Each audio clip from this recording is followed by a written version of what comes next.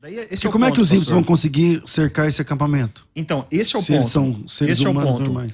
Aqui mostra que os salvos estão diante do trono de Deus, dia e noite. Ou seja, os salvos não estão na terra, mas estão dentro da Nova Jerusalém. A única forma dos santos estarem diante de Deus e ao mesmo tempo governarem com Cristo, que é o primeiro texto que eu li em Apocalipse 2, no 26 e 27, que eles vão governar as nações, a única forma deles estarem com Deus e também governarem as nações é que a Nova Jerusalém, o trono de Deus, o lugar da cidade santa de Deus, também está aqui na terra. Ou seja, os santos dentro da Nova Jerusalém estarão governando as nações da terra. Aqui na Terra?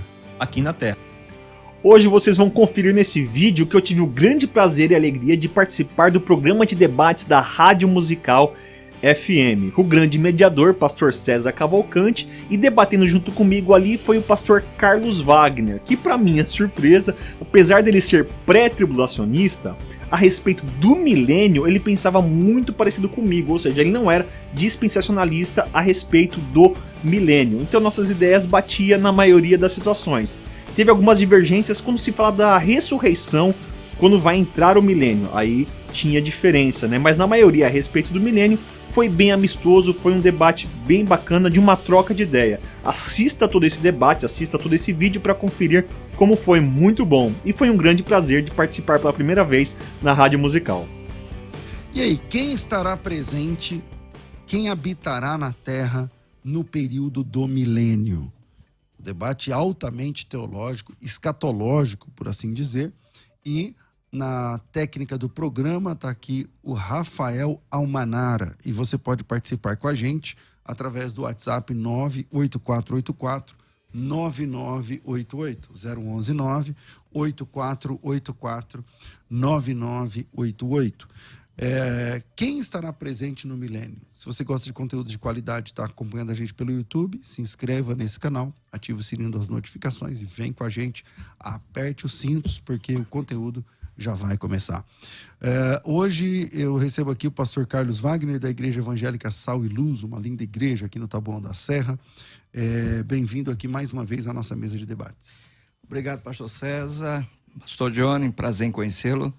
Irmãos, para mim é um prazer muito grande sempre estar aqui, neste momento teológico, onde iremos debater temas que certamente irá te influenciar em determinadas questões bíblicas. Estou aqui mais uma vez. Maravilha, maravilha. Com a gente também, pela primeira vez aqui na nossa mesa de debates, estou recebendo aqui o evangelista Johnny Kruski. Ele é membro da Igreja Metodista Wesleyana em Itaquera, tem graduação em Gestão e Produção Industrial na FATEC, tem pós-graduação em Comunicação Digital, e é escritor do livro Desembaralhando o Futuro. Deixa eu ver aqui, ele me deu esse livro lá em Israel, mês passado, retrasado, sei lá. Aqui, Desembaralhando o Futuro, o Apocalipse em ordem cronológica. Olha que interessante, o Apocalipse em ordem cronológica. Também tem formação em Teologia pela FTB. Bem-vindo aqui, pela primeira vez, irmão Johnny. É muito prazer estar aqui na Rádio Musical, é uma grande alegria, eu que acompanho já há muitos anos a rádio, os programas do pastor César Cavalcante. Muito prazer estar aqui com o pastor César Cavalcante, o pastor Carlos Wagner também. E quero aproveitar o momento também para agradecer a minha esposa, meus filhos, Sara e Samuel, a minha mãe, que sempre tem me abençoado, orado por mim, e por vários amigos e parentes aí que têm nos apoiado neste momento. Quero agradecer também um agradecimento especial para o pastor Juliano Fraga, que ele me indicou para estar aqui. Eu tenho, então, um agradecimento especial para ele. Um abraço, pastor. Legal, legal. Bom, vamos lá. 42 10 30 60 ou pelo WhatsApp, o WhatsApp 0 operadora 11 98484 9988 011 98484 9988. Quem estará presente no milênio? Então você sabe que a maioria da igreja é pré-milenista, né? Ela acredita que o milênio acontece antes do juízo final, antes, enfim, logo após o arrebatamento da igreja, porém, antes do juízo, antes do fim de tudo. E haverá um período de milênio, né? A maioria dos cristãos é milenista literal, acredita na literalidade do milênio. Eu acho que é o caso de vocês dois, né? Ambos acreditam no milênio literal. Agora, e é o meu caso também, é o caso da maioria dos irmãos. Agora, Pastor Carlos Wagner, quem vai estar na Terra durante o período do milênio? Pastor César, meu caro pastor Johnny Kruski, estou treinando para aprender a chamar o seu sobrenome. O tema, rapaz, eu considero muito profundo, como o senhor falou, nos leva a fazer uma teologia pura. Observando que o milênio, ele é o clímax de toda a questão escatológica, messiânica e salvífica de Cristo. Quando nós, então, observamos quem estará com Cristo durante o milênio, eu sou obrigado a estabelecer alguns posicionamentos, a me posicionar dentro de algumas questões que são as nuances da interpretação dessa questão milenar. Em minha interpretação, inicialmente falando, eu entendo que estará com Cristo no milênio, todos os santos do Antigo Testamento, estará com Cristo no milênio, toda a igreja de Cristo arrebatada, convertida, salva, claro. Estará com Cristo durante o milênio, Israel remanescente, redimido, Israel salvo, visto que há promessas, diversos textos em Sofonias, em Oséias, em Isaías, em Ezequiel, em Jeremias, que depois poderemos apresentar, que trata de uma promessa futura de Israel. Inclusive, a promessa começa no Novo Testamento com as cronologias, né? Com a relação da família, né?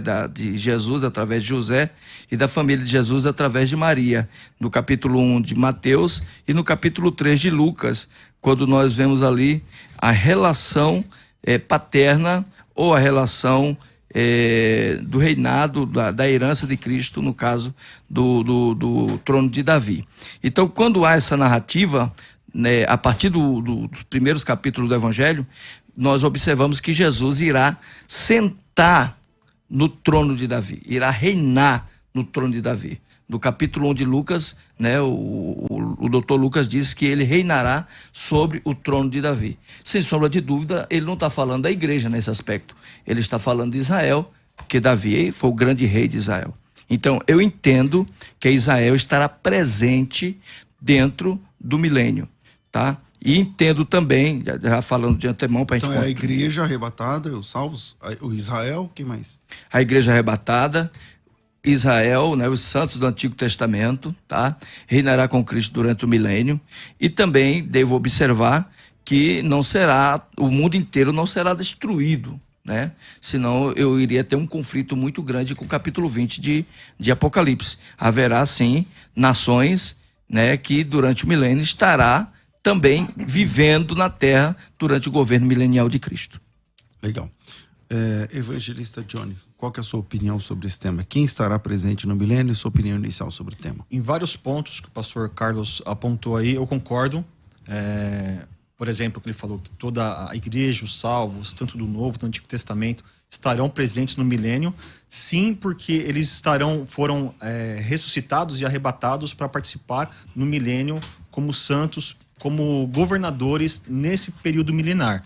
Acho que o ponto crucial da dúvida e que a gente pode levantar para trazer mais informações escatológicas para o entendimento das profecias é o ponto de quem são essas nações que os santos vão governar. Trago até um texto aqui, que é Apocalipse 2, no verso 26, que diz assim, ó, ele as governará com cetro de ferro. Olha o verso 26 primeiro. Aquele que vencer e fizer a minha vontade até o fim, daria autoridade sobre as nações. Então a gente vê nesse texto que existe aquele que é o vencedor, que vai ser dada autoridade para governar, e existe também outro povo aí que são as nações. Então dá para a gente entender que os vencedores são os santos, esses que foram arrebatados e ressuscitados, e a dúvida crucial, como eu disse, é quem são essas nações. E no verso 27 fala assim, ó, ele as governará com cetro de ferro, as nações, e as despedaçará como a um vaso de barro.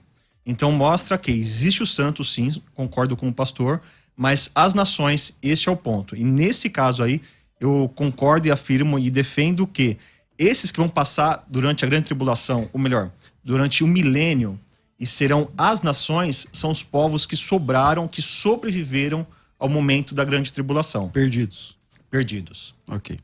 Pastor Carlos Wagner. Vamos lá.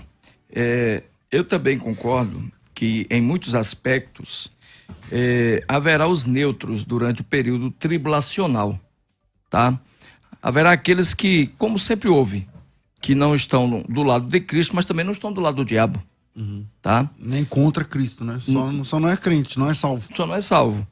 E que isto converge com Apocalipse capítulo 20, quando narra a rebelião pós-milenial, onde o texto diz que Satanás será solto e irá às nações para convencê-los. E são tantas pessoas que será como a areia do mar. Quer dizer, o mundo estará com uma população gigante, imensa, porque durante o milênio haverá um boom de paz, de desenvolvimento, de crescimento, de uma economia estável, equilibrada e tal. E todo esse desenvolvimento se dará durante esses 1000 anos e Satanás usará isso contra Cristo. E essas nações não é o povo de Deus, essas nações não é Israel, essas nações não é os santos do Antigo Testamento. Então quem seriam eles? Seria de minha parte uma certa heresia, vou classificar dessa forma, determinar que esses seriam os santos de Deus. Não são. Se fosse santo, teria sido arrebatado, né? Para começar. Exatamente. Então, esses certamente são aqueles que não participaram efetivamente das questões religiosas do anticristo, do falso profeta, do diabo, durante o período tribulacional, e que estes estarão reinando também com Cristo, vão desfrutar disso. Até porque eles estarão reinando ou vão receber o reino? Eles serão reinados. Serão reinados por Cristo, correto. Eles não serão súditos do reino, né? Os súditos do reino estarão na Nova Jerusalém, porque Apocalipse diz que haverão 12 tronos, haverão 12 portas. Ali fala das 12 tribos de Israel e fala dos 12 apóstolos. Isso também conota, já que o livro de Apocalipse é recheado de questões ilustrativas, figurativas e simbólicas, que faz alusão à igreja e aos santos do Antigo Testamento, certo? E aí, eu acho que o senhor também deve concordar comigo nesse aspecto, eles estarão servindo a Cristo durante o milênio na Nova Jerusalém. Ok, Pastor Johnny. Então, nesse ponto, novamente, a gente concorda, que é o quê? Os santos estarão governando na Nova Jerusalém, governando as nações, que são os sobreviventes. Nesse aspecto, a gente concordou. E acho que para a gente entender... E que essas pessoas não são salvas, né? Não são salvas. São pessoas que passaram para a grande tribulação, não foram arrebatadas, não foram ressuscitadas, ou seja, não são salvas. São pessoas comuns e vão entrar na grande tribulação, ou melhor, vão entrar no milênio como pessoas normais, mortais. Agora, a pergunta que vem, até o Diego Gimenez faz, é assim, se vocês estão concordando até aqui, os salvos com corpos glorificados, porque vão ter sido ressuscitados, os mortos, e arrebatados e transformados os salvos, que foram participar do arrebatamento. A igreja vai ter o corpo glorificado. Os judeus convertidos vão ter o corpo glorificado, porque até para mim são igreja, porque se é convertido a Cristo, é meu irmão, se é meu irmão, é igreja. Agora, eles vão conviver com os ímpios que têm o corpo físico normal? Como é essa convivência? Como é que funciona esse negócio? Tá. Eu creio que os santos, eles não vão conviver morando aqui na Terra no período do milênio. No período do milênio, os sobreviventes, esses mortais, pessoas normais, que em Isaías 65, Isaías 11, fala que haverá um tempo muito maravilhoso, onde as pessoas vão viver muitos anos, né? Lá descreve que quem morrer com 100 anos está descrito como maldito, que viveu poucos anos, ou seja, as pessoas vão viver muitos anos, vão voltar a viver séculos, como era no período antes do dilúvio, né? Então voltará a ser uma terra abençoada, onde será bem frutífera, bem próspera, as pessoas vão viver muitos anos, mas mostra nesse texto de Isaías que mesmo assim as pessoas vivendo muitos anos, as pessoas sim, elas são mortais, elas vão morrer, elas vão também ter famílias, vão ter filhos. Então mostra que eles não têm o corpo eterno. Eles não estão preparados para a eternidade, sim, nesse período de grande prosperidade.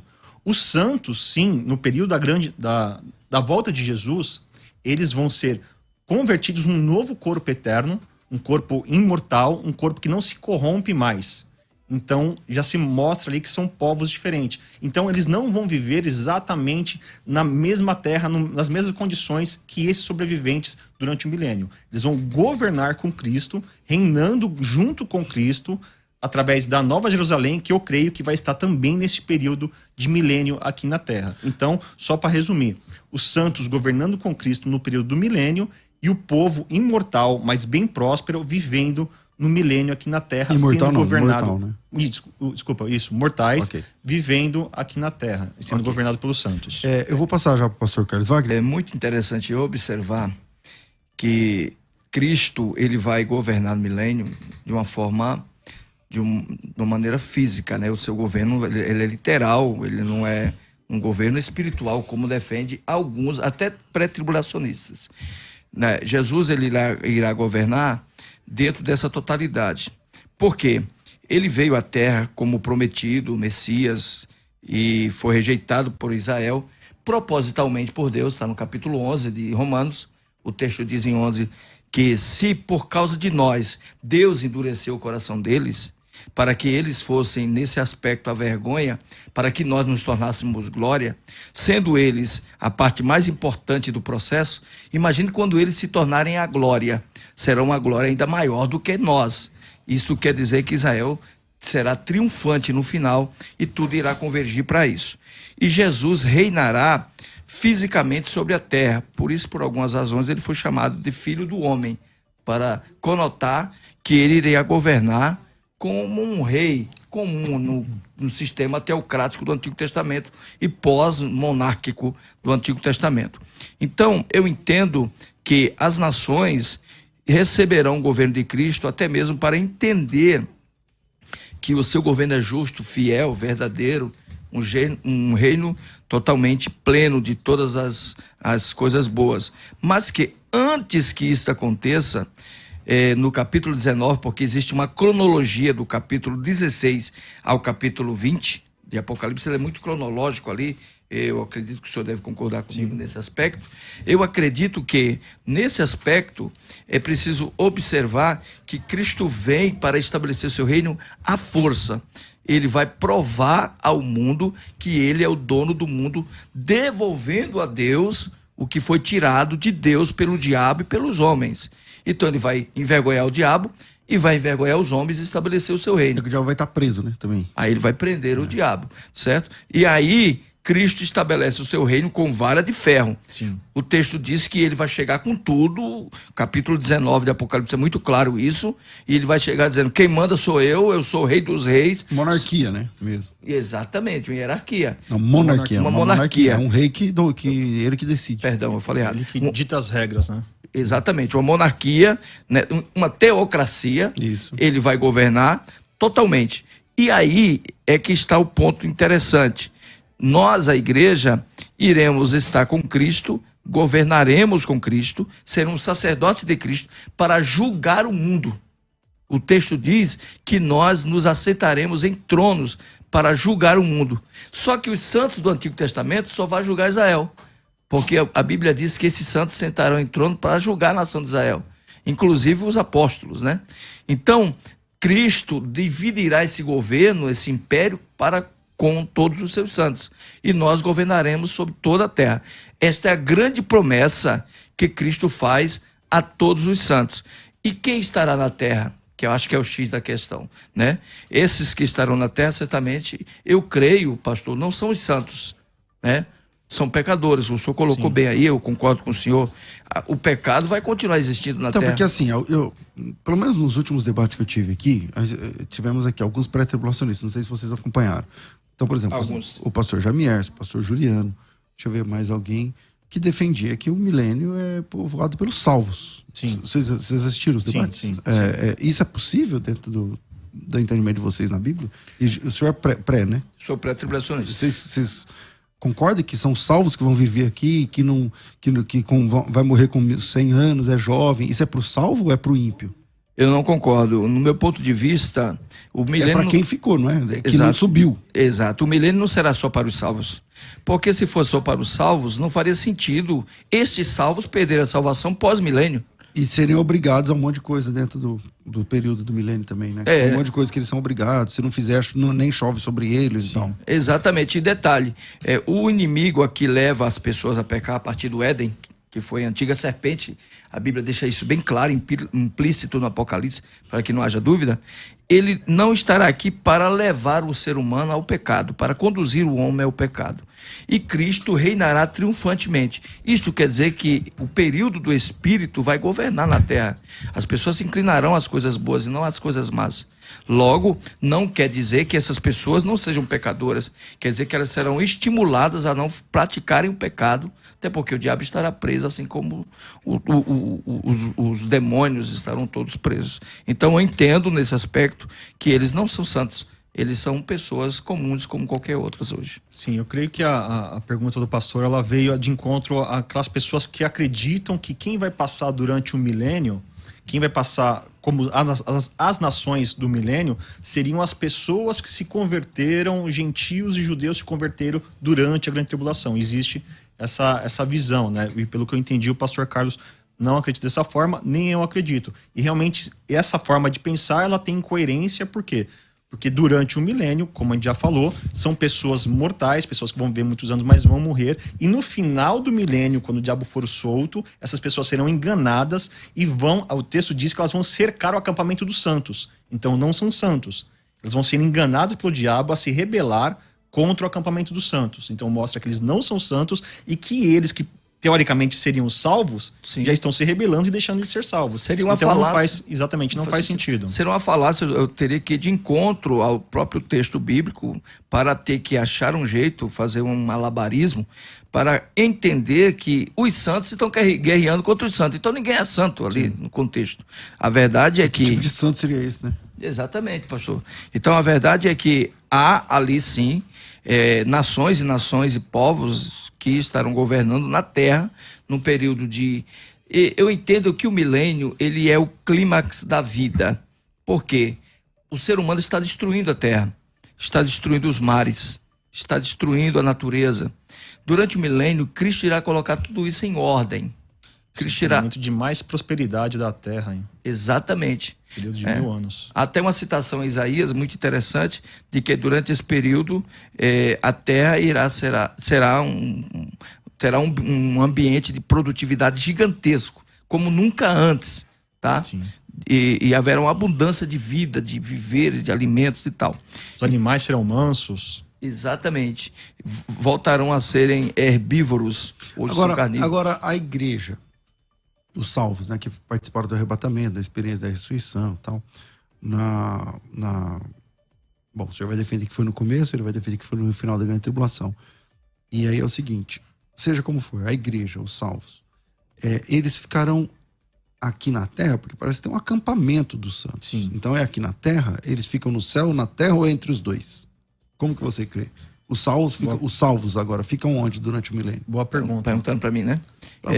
Vou começar eu, depois a mesma para ele. Tá. Em meu ponto de vista, eles estarão, conforme o capítulo 21 do Apocalipse, estarão reinando com Cristo como sacerdotes de Cristo. Tá? Eles estarão, então, dentro da Nova Jerusalém. Esta cidade específica, olha que coisa interessante, ela foi criada por Deus para ser a cidade do triunfo, né? Há o texto lá em Hebreus capítulo 11, que aí nesse texto, que nós depois voltaremos no texto para debater a questão da ressurreição, é que fica implícito que os santos do Antigo Testamento entenderam que a habitação deles não era na terra. O texto diz no capítulo 11 que eles não se preocuparam com a terra, inclusive Abraão era peregrino, ele era hebreu, porque ele tinha no coração a esperança de uma nova cidade, uma cidade celestial, né? Onde ele iria triunfar, onde reinaria a paz. E aí nós entendemos que eles reinarão lá com Cristo, nessa nova cidade, nesse novo governo, né? Onde Cristo terá ali total domínio e total governo sobre eles. Então eu entendo que é dessa forma. Pastor Johnny. Um texto que esclarece na própria Bíblia falando a respeito disso e dá um parecer maior bíblico é Apocalipse 7, quando fala de que ele vê uma grande multidão de todas as nações, tribos e línguas, e o anjo ali pergunta quem são esses, né? E ele responde que são aqueles que vieram da grande tribulação. E tem um ponto que é um detalhe aqui que eu queria ler, que fala assim, ó. Então um dos anciãos me perguntou, quem são esses que estão vestidos de branco e de onde vieram? Respondi, Senhor, tu sabes. E ele disse, esses são os que vieram da grande tribulação e lavaram suas vestes e alvejaram no sangue do Cordeiro. Por isso, eles estão diante do trono de Deus e o servem dia e noite em seu santuário. Aquele que está sentado no trono estenderá sobre eles o seu tabernáculo. Nunca mais terão fome, nunca mais terão sede, não afligirá o sol nem qualquer calor abrasador, pois o Cordeiro está no centro do trono e será o seu pastor e ele os guiará à fonte das águas da vida, água viva. Aqui mostra que esse povo que veio da grande tribulação, que lavaram suas vestes no sangue do Cordeiro, eles estão agora diante do trono de Deus. Ou seja, diante do trono de Deus, na Nova Jerusalém. Ou seja, eles não estão aqui pisando em terra no período do milênio, mas estão sim lá diante do trono de Deus. Mas no céu? No céu, na Nova Jerusalém, mas eu Então, creio mas que a Nova Jerusalém, então, a Nova Jerusalém está aqui. Daí, Não seria no céu, seria nos ares, né? No céu, acho que é um termo, o pastor Santos se referiria ao céu dos céus, né? Então, só existe uma forma. Daí esse é o como ponto, é que os ímpios pastor. vão conseguir cercar esse acampamento? Então, esse é o Se eles ponto. são seres Esse é o humanos ponto. normais. Aqui mostra que os salvos estão diante do trono de Deus, dia e noite. Ou seja, os salvos não estão na terra, mas estão dentro da Nova Jerusalém. A única forma dos santos estarem diante de Deus e ao mesmo tempo governarem com Cristo, que é o primeiro texto que eu li em Apocalipse 2, no 26 e 27, que eles vão governar as nações, a única forma deles estarem com Deus e também governarem as nações é que a Nova Jerusalém, o trono de Deus, o lugar da cidade santa de Deus, também está aqui na terra. Ou seja, os santos dentro da Nova Jerusalém estarão governando as nações da terra. Aqui na Terra? Aqui na terra. Sobre a terra, ou seja, no caso, né? aquilo que normalmente é colocado e todo mundo concorda, no período do novo céus e nova terra, a Nova Jerusalém vai descer sobre a terra. Mas eu creio também, com algumas evidências de alguns textos, que durante o milênio também, a Nova Jerusalém também estará na terra. Um dos pontos que traz uma das evidências, entre várias, é falar que, os santos são imortais, o corpo incorruptível, não ficará mais doente e não vai morrer. Mas em Apocalipse quando fala da árvore da vida, que a folha da árvore da vida serve para a cura das nações, mesmo que seja uma cura terapêutica, ou seja, para um corpo que é corruptível. Os santos não são mais corruptíveis. Então, para que serve essa folha? Para a cura das nações. Ou seja, a Nova Jerusalém, que tem a árvore da vida, está presente em um lugar onde tem pessoas que são corruptíveis, que têm o seu corpo mortal, e essa folha servirá de cura para essas nações. O cenário é esse, então, Nova Jerusalém junto aqui na terra, alinhado o céu e a terra. Lembrando, pastor, no meu ponto de vista, que o tempo escatológico disso, a Nova Jerusalém, ela desce sobre a terra, mas ela fica pairando sobre os ares, capítulo 21. Durante todo o milênio, ela não vai estar na terra, ela vai estar sobre os ares. Aí virá todo o processo do Gog e Magog, toda a batalha, né? Pós-milênio, aí sim, depois de tudo isso, a Nova Jerusalém poderá então se estender sobre a terra. Tá? Agora, durante o período do milênio, pelo que eu entendo no capítulo 20 e 21 do Apocalipse, né, que é um texto bem resumido nesse aspecto, é que a Nova Jerusalém ela não será um reino geograficamente falando terrestre, sobre a terra. Mas seria como, então? Porque ele não está lá no céu, mas também não está aqui na terra. Ela iria pairar sobre a terra, né? Conforme o capítulo 21. Ela estará sobre e não sob. Ou quer dizer, ela estará em cima da terra. Quer ter acesso ao melhor conteúdo? Acesse youtube.com/musicalfm 1057. Inscreva-se e acione o sininho para não perder nenhum conteúdo do nosso canal. Musical FM. Mais unidade cristã. Você está ouvindo Debates, aqui na Musical FM. Ouça também pelo nosso site www.fmmusical.com.br.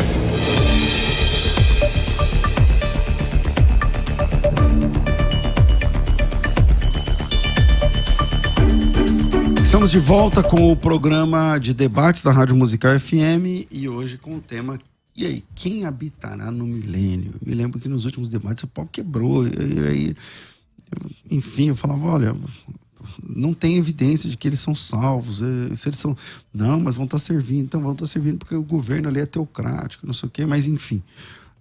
E hoje estamos aqui discutindo exatamente esse tema, esse texto. Um irmão Tanner, ele é missionário na Argentina, ele diz assim: as medidas da Nova Jerusalém são medidas literais. Se for, como caberão uma multidão de salvos nela? Quem vai nessa? Começa aí, Johnny, fala aí. Creio sim que são literais. E tem um ponto ali que fala da Nova Jerusalém, que fala que serão 12 cores. Obrigado. De 12 fundamentos, né? A maioria acredita que esses fundamentos é uma base única embaixo, na parte inferior da cidade. Eu creio, para fazer sentido, inclusive, a altura, 2.200 quilômetros de altura, uma altura muito grande, que esses 12 cores, que são as plataformas, aí seriam andares na Nova Jerusalém. E é até curioso em relação a gente pensa assim, puxa, a gente precisa de muito espaço para sobreviver, né? Existe uma conta aí que é feita hoje, que hoje na Terra, que a gente tem aí, chegamos a 8 bilhões de pessoas, né? E existe um cálculo que é feito que 8 bilhões de pessoas, a gente consegue juntar tudo junto, assim como se fosse o metrô de São Paulo, todo mundo reunido, consegue juntar simplesmente na capital de São Paulo, conseguiria juntar esses 8 bilhões de pessoas fazendo cálculo de área quadrada, e pessoas caberia. Então, pegando a Nova Jerusalém, dividindo ela nesse tamanho de 2.200 quilômetros de altura e dividido em 12 andares, que é uma forma de pensar, caberia sim. E a medida é cúbica, né? A medida é cúbica. Então, ela é uma cidade que está em uma medição quadrada, com cúbico, e certamente Deus, que é o dono de todas as coisas, o Senhor do universo, se ele o fez assim, é porque não estará todas as nações da terra lá, né? Será seletivo. Deus é seletivo. Na verdade, ele sempre foi seletivo, né? E nessa questão da morada na Nova Jerusalém, ele será seletivo. A grande multidão que haverá na terra é bem maior do que estará na Nova Jerusalém. E eles estarão governando da Nova Jerusalém na terra, e os que estarão aqui na terra estarão governando, vivendo sobre esse planeta. Então, com certeza sim, é espaço suficiente para compor os santos do Antigo Testamento, a igreja, para compor os mártires durante o período tribulacional, estarão todos reunidos adorando a Deus. Agora, a gente tem que lembrar também que os salvos estarão com os corpos glorificados, né? Então, qual o espaço que precisa, exatamente, né? Exatamente. Tem também essa questão que ele tem que levar em conta aí. Voltamos aqui. Pastor Carlos Wagner, se a igreja, se o senhor crê que o milênio, vamos lá, a Nova Jerusalém desceu e está meio que nos ares, meio que suspensa sobre a terra. Parece que ali perto de Jerusalém mesmo, da antiga Jerusalém mesmo. É provável que essa geografia seja lá, né? E os salvos estarão de lá. Mas eles interagirão com os moradores da terra? Sem sombra de dúvida. O que acontece é que Deus, ele é um ser que ele mantém uma ordem hierárquica. Você vê que os anjos respondem a uma ordem hierárquica. Os santos também respondem a essa ordem hierárquica, né? Eles estarão governando sob essa ordem hierárquica. E os santos que estarão na Nova Jerusalém, eles responderão a essa ordem hierárquica. Tá? Deus irá escolhê-los para que eles governem sobre a terra como sacerdotes de Deus, né? Eles serão sacerdotes de Deus que irão trazer ordem espiritual sobre toda a terra. Jesus é o governante triunfante, é o soberano que venceu o pecado, o mundo, a morte, e ele vai então, por direito, governar sobre todas as coisas, tá? Ele estará governando. Quando ele colocar tudo sob a ordem, ele entregará o reino ao Pai, conforme 1 Coríntios capítulo 15. Porém, os santos que estarão com ele, irão governar sobre a terra. É claro que, pastor César Cavalcante, não dá para estabelecer essa logística de estarem aqui ou lá de uma forma muito definida, visto que a Bíblia ela não nos traz esses detalhes. Mas se estão em corpos glorificados, acredito que o espaço-tempo para eles não é mais um problema. Ok. Tem um texto em Apocalipse 21 que traz uma ilustração ali, uma narração que ajuda a gente a pensar nisso aí. Que fala assim, ó, no verso 23. A cidade não precisava do sol e nem da lua para brilharem sobre ela, pois a glória de Deus a iluminará, e o cordeiro é sua candeia. Agora aqui o 24. Ó. As nações andarão em sua luz, ou seja, a luz da cidade santa vai estar iluminando as nações. Os reis da terra lhe trarão a sua glória, ou seja, as nações, os reis que estão aqui na terra vão levar glória para este local dos santos da cidade santa. E é interessante o verso 25 e 26 que fala assim, ó. As suas portas jamais fecharão, as portas da cidade jamais fecharão de dia, pois ali não haverá noite. A glória e a honra das nações lhe serão trazidas, ou seja, para a cidade santa. E nela, só que um detalhe, né? Apesar das portas estar sempre abertas e as nações levarem essas honras para a cidade santa, o detalhe é uma restrição que é colocada no verso 27, que diz assim, ó. Nela jamais entrará algo impuro, nem ninguém que pratique o que é vergonhoso ou enganoso, mas unicamente aqueles cujos nomes estão escritos no livro da vida e do Cordeiro. Ou seja, mostra que as nações têm esse acesso para levar as honras, as glórias, os louvores a Deus, mas mesmo as portas estando abertas, eles não têm acesso para entrar na Nova Jerusalém, que lá só entram os santos glorificados, aqueles que foram arrebatados e ressuscitados. Até porque...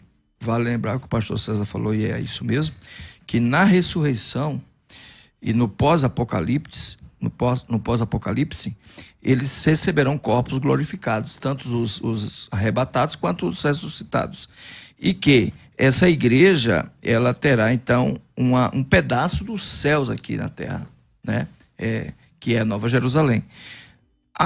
Os pecadores daqui da terra, que são as nações, eles não estão transformados, eles não receberam este corpo glorificado. Visto, então, que, se é assim, eles continuam vivendo, de certa forma, sujeitos. Morrendo também, doença e tudo mais. Mas menos do que é hoje, porque a Bíblia diz que os jovens vão morrer com 100 anos e tudo mais. Exatamente. Agora, os velhos, eu lembrei de outro texto aqui, os velhos andarão escorados, né, nos muros de Jerusalém e tal. Agora... Pastor Carlos Wagner, já que não está tendo debate praticamente, porque vocês estão concordando em tudo, estudo. E é muito legal ter essa clareza, mas assim,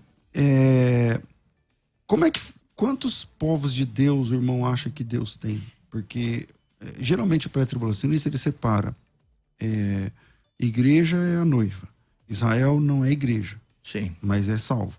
Se o senhor é pré-tribulacionista, você entende que vai ter salvação durante a grande tribulação. Sim. Esse pessoal da grande tribulação que foi salvo e está vivo, não os que morreram, porque eles são mártires, às vezes é mais fácil. Sim. Morreram enfim. Mas esse pessoal que atravessou a grande tribulação, que foi salvo, na sua opinião, como eles vão reinar? Porque a transformação do corpo já aconteceu, na sua opinião. É uma conta que é difícil fechar, não é? Ou não? Sim, mas veja bem. O que acontece é que a promessa é uma só.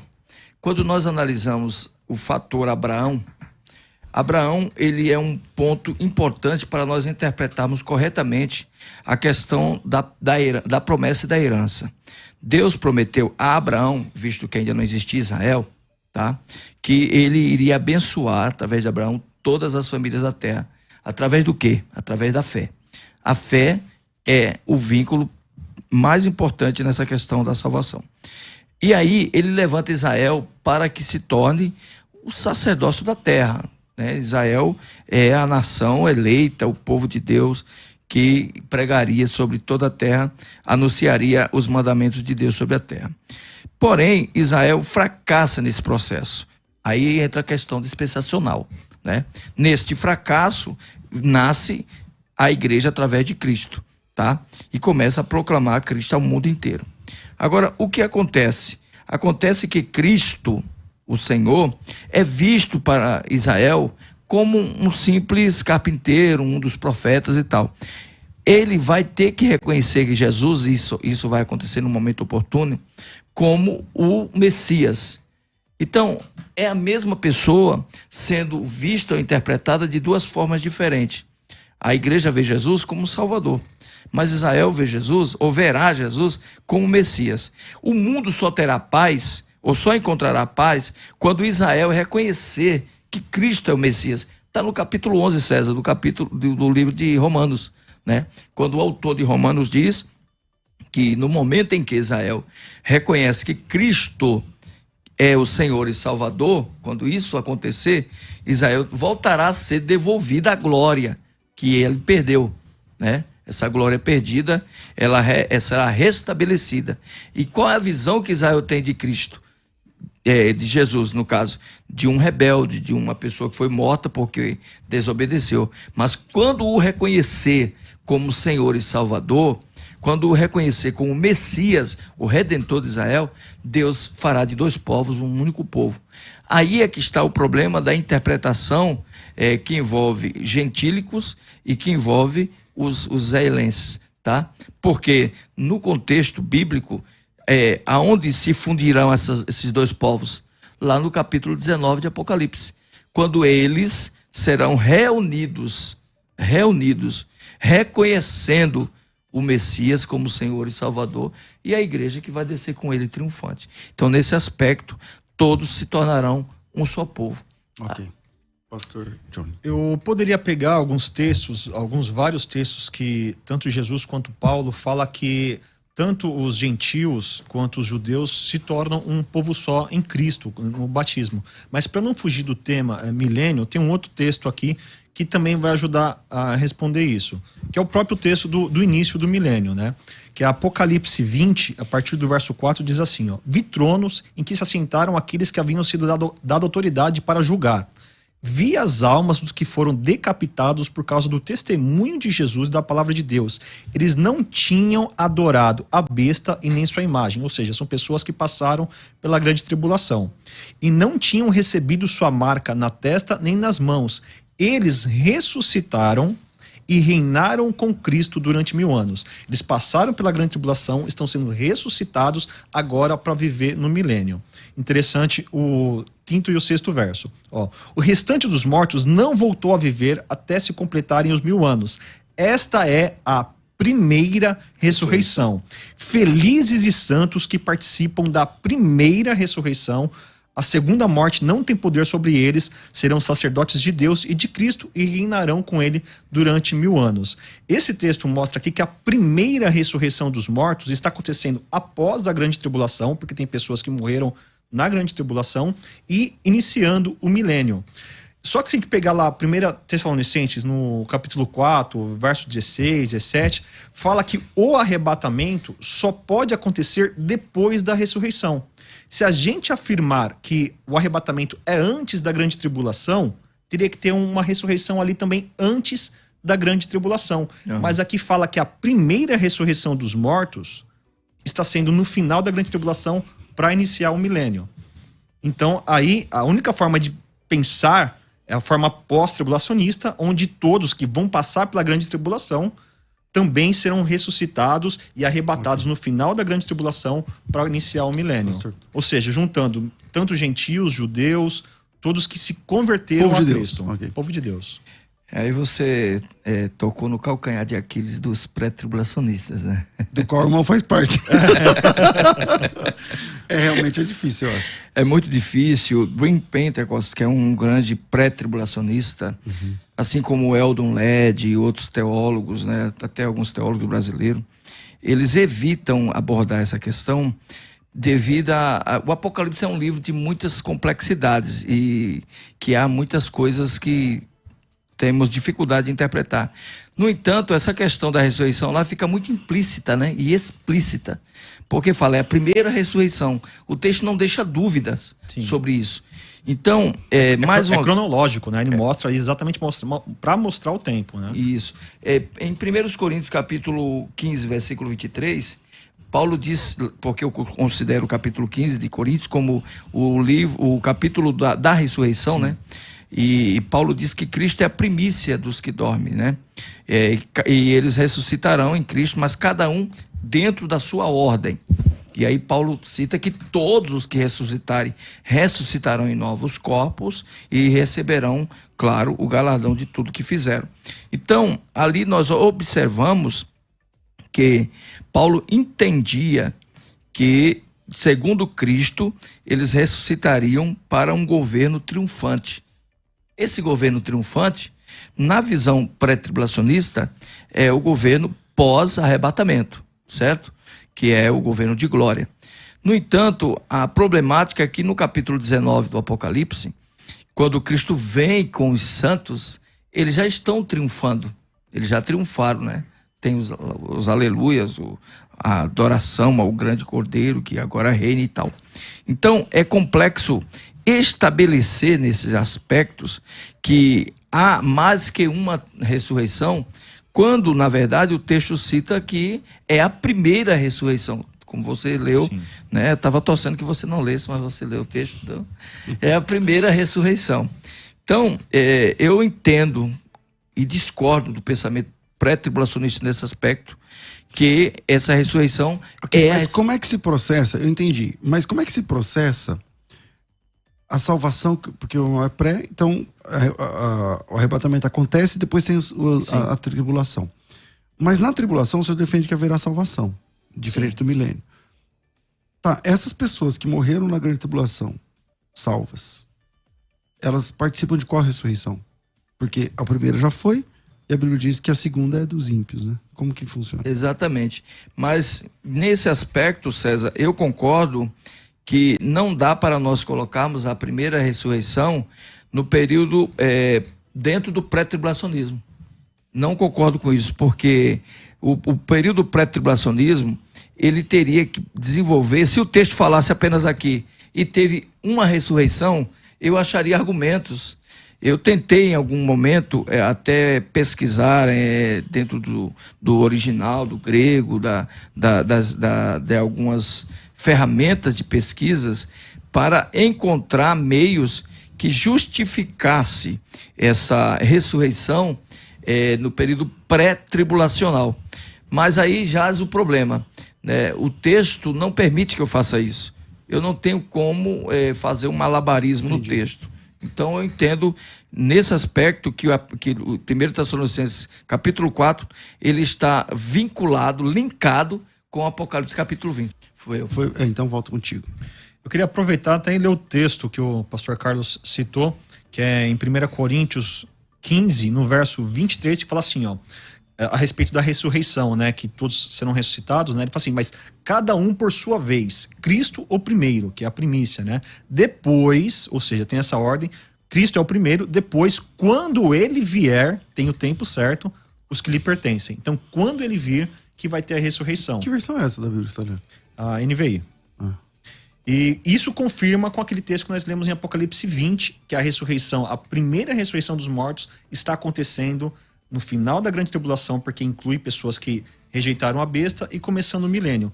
E confirmando mais um detalhe aqui, até para complicar o pessoal que acredita no arrebatamento antes da grande tribulação, o próprio texto mesmo de 1 Tessalonicenses 4, no verso 16, diz assim, ó, pois o Senhor mesmo descerá do céu com... deixa eu mudar aqui a versão, pegar o NVI... Pois dada a ordem, com a voz do arcanjo ao ressoar da trombeta de Deus, o próprio Senhor descerá do céu e os mortos em Cristo ressuscitarão primeiro.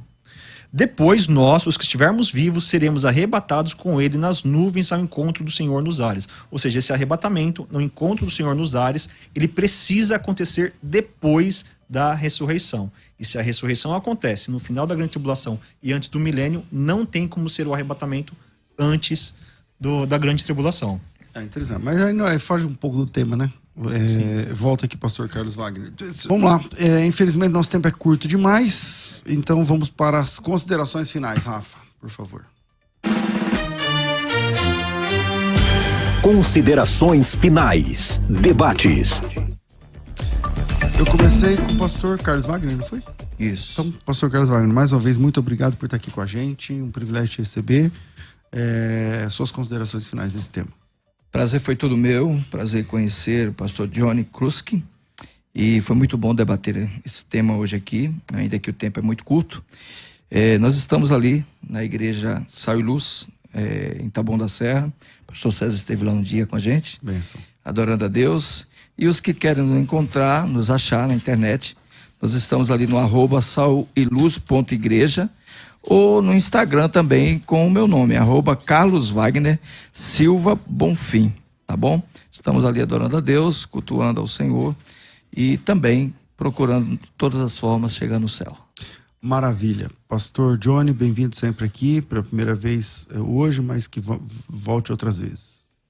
Eu agradeço muito a oportunidade de estar aqui, foi realmente um momento muito bom e, de certa forma, apesar do nome ser debate, hoje foi mais uma conversa, um estudo, trazendo mais informações a respeito do período do milênio, né, que é um período complicado, que às vezes muita gente não entende a respeito do milênio, e quando a gente vai entender com os próprios textos bíblicos, ajuda a gente compreender a sequência das profecias para fazer mais sentido. Isso é muito importante. Agradeço muito a oportunidade de estar aqui. Lembrando que eu posso ser encontrado no canal do YouTube.